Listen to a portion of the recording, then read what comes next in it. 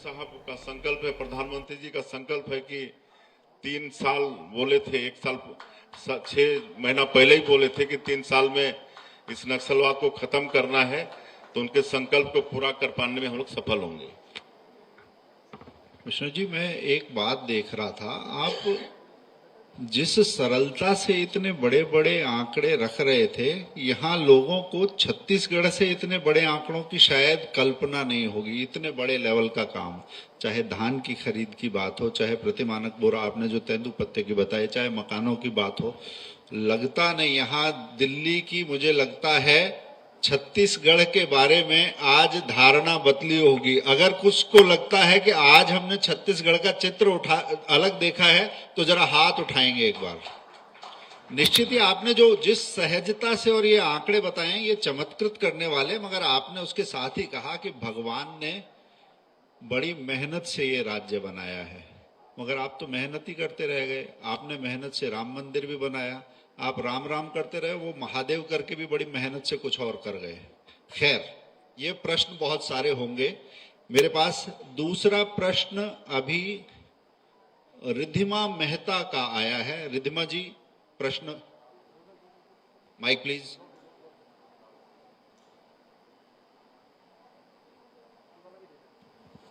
मेरा प्रश्न ये था, मतलब बहुत सारा मैंने सुना है कि हम लोग अब नट्स वगैरह इंपोर्ट करते हैं, बट जो कैशूज हैं वो छत्तीसगढ़ में उग सकते हैं, तो हम उसके लिए कुछ क्यों नहीं कर रहे हैं? देखिए, आपने इसके साथ ही मंदिरों की बात भी लिखी थी। हाँ, मतलब वो दूसरा क्वेश्चन। हमारे प्रधानमंत्री जी का संकल्प है कि किसानों की आय दोगुना करेंगे। तो किसानों की आय दोगुना करने के अनेक माध्यम हैं। एग्रीकल्चर तो है ही है, उसके साथ ही साथ हॉर्टिकल्चर है, फ्लोरिकल्चर है, सेरिकल्चर है, ये सब में ध्यान दे रहे हैं और हॉर्टिकल्चर को बहुत बढ़ावा दे रहे हैं। काफ़ी इसका रकबा बढ़ रहा है। और हमारा जसपुर जहाँ से हम आते हैं उधर तो हम लोग आपका काजू, नाशपाती, आम, लीची, इसके साथ साथ चाय की भी खेती कर रहे हैं। जसपुर का हमारा एक मनोरा विकासखंड है, वहाँ पर कई एकड़ में चाय की भी खेती हो रही है। प्रोसेसिंग प्लांट भी लगाए हैं। वहाँ से मतलब जो चाय पत्ती मिल रहा है वो दार्जिलिंग की चाय पत्ती के बराबर है। वहाँ पर हम लोग का एक ओघड़ आश्रम है सोगड़ा में, उनका स्वयं का 10 एकड़ में चाय का बागान है और सरकारी चाय का बागान और है। और किसानों को भी प्रोत्साहित कर रहे हैं कि वो लोग भी अपने निजी भूमि में चाय पत्ती लगाएं। और सेव, आपको हम ये भी बता रहे हैं कि वहाँ पर सेव का भी खेती होने लगा है। हमारा जो वनवासी कल्याण आश्रम है वहाँ पर मनोरा में सेव भी उगा रहे हैं और वो सेव भी अच्छा क्वालिटी का आ रहा है। तो इस तरह से पूरे प्रदेश में हॉर्टिकल्चर में भी बहुत बढ़ावा दे रहे हैं, मत्स्य पालन में बढ़ावा दे रहे हैं, पशुपालन में बढ़ावा दे रहे हैं, सभी क्षेत्रों में बढ़ावा दे रहे हैं, तभी जाके किसानों की आय को दोगुना कर पाएंगे। जी, रिद्धिमा जी, सिर्फ काजू नहीं, दृष्टि सिर्फ एक जगह नहीं है, ये विविधतापूर्ण प्रयास होंगे तो कैसे छत्तीसगढ़ की झोली भरने वाली है आने वाले समय में, उसका एक दृष्टिपथ आपने बताया। अगला प्रश्न मेरे पास प्रोफेसर चंदन चौबे जी के पास से है, पहली पंक्ति में। नमस्कार, मैं प्रोफेसर चंदन चौबे हूँ। मैं सबसे पहले तो पांचेजन्य परिवार का हार्दिक आभार प्रकट करता हूँ कि छत्तीसगढ़ संवाद उन्होंने आयोजित किया और आप लोगों का स्वागत करता हूँ दिल्ली में।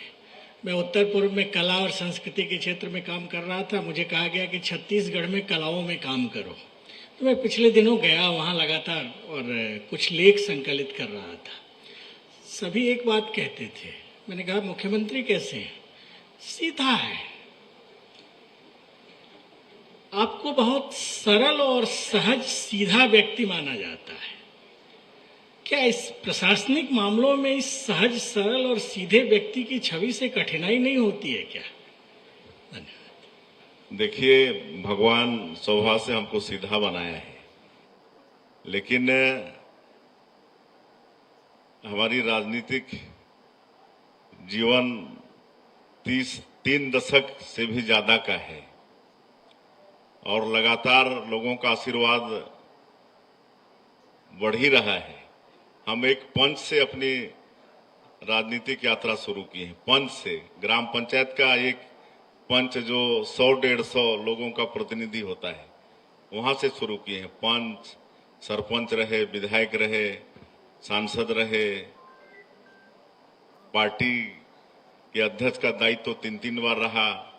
मोदी जी के प्रथम कार्यकाल में एमओएस भी रहे और आज प्रदेश का मुखिया का दायित्व भी पार्टी ने सौंपा है। तो सभा से जरूर विनम्र हैं, लेकिन जहां जनहित की बात आती है तो वहां पर कड़े निर्णय भी लेने में पीछे नहीं हटते हैं।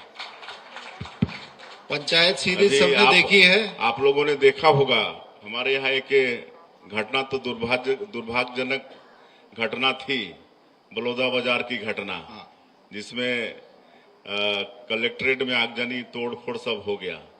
तो पहली बार एसपी कलेक्टर वहां पर सस्पेंड हुए। तो ये सब मौका पड़ने पर जनहित में कठोर से कठोर निर्णय लेने में भी हम पीछे हटते नहीं। आप सबने पंचायत सीरियल देखा होगा। बहुत सीधे किरदार भी हैं, मगर टेढ़ी से टेढ़ी चीज को सीधा कर लेते हैं। और जो अपनी राजनीतिक यात्रा बताई है सीधी सी, वो बताती है कि सीधी उंगली से जब घी निकालना है तो कैसे टेढ़ी होती है। बहुत बढ़िया। मेरे पास एक अगला सवाल आया है राजीव रंजन जी का।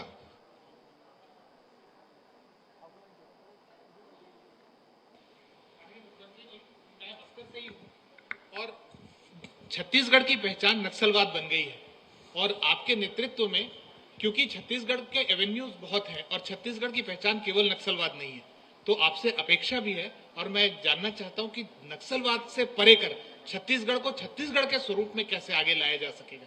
बहुत बहुत धन्यवाद। देखिए, नक्सलवाद खत्म होने के बाद टूरिज्म को तो बहुत बढ़ावा मिलेगा और निश्चित रूप से हम लोग बहुत जल्द नक्सलवाद खत्म करेंगे।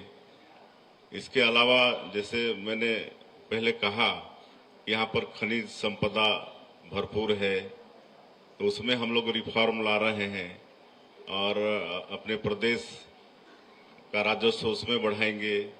आपका 100 से भी ज्यादा तरह का वनोपज है, उसका वैल्यू एडिशन की बात हम लोग कर रहे हैं और वो प्रारंभ भी हो गया है।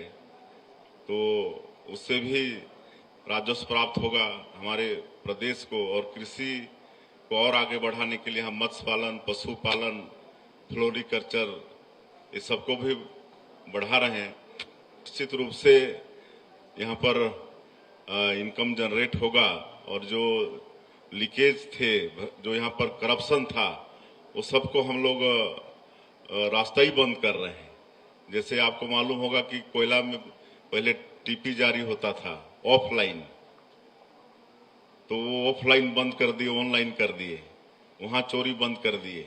शराब में जो FL10 की व्यवस्था थी, मतलब कॉन्ट्रैक्टर के माध्यम से शराब खरीद कर दुकानों में पहुंचाते थे, अब कॉन्ट्रैक्टर व्यवस्था ही पूरा खत्म कर दिए।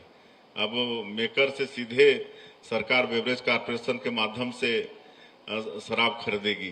तो जहां भी ये कमीशन खोरी और लीकेज का रास्ता था, इस सब को हम लोग बंद कर रहे हैं और ये सबसे निश्चित रूप से प्रदेश का राजस्व आने वाले समय में खूब बढ़ेगा।